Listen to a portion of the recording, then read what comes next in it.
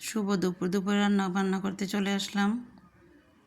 চুলায় একটা ডেকচি বসিয়ে পরিমাণ মতো তেল দিয়ে 1 টেবিল চামচ রসুন কুচি দিয়ে দিয়েছি। আমি শুটকি মাছ রান্না করছি।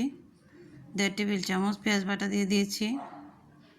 হলুদ গুঁড়ি দিচ্ছি 1 চা চামচ। লাল মরিচের গুঁড়ি দিলাম 2 টেবিল চামচ।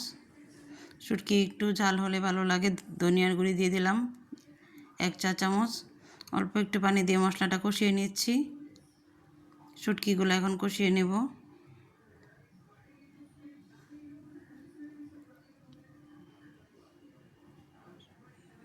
শুটকিগুলো কষানো হয়ে গিয়েছে। এখন আমি তরকারিগুলো দিয়ে দিচ্ছি। বেগুন, আলু, সিম দিয়ে দিলাম।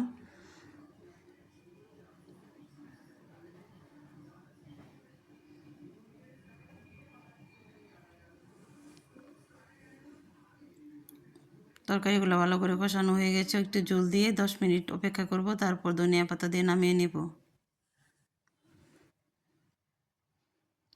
আমার তরকারিটা হয়ে গেছে, নামিয়ে নিচ্ছি। এদিকে আমি মিষ্টি কুমড়া ভাজি করছি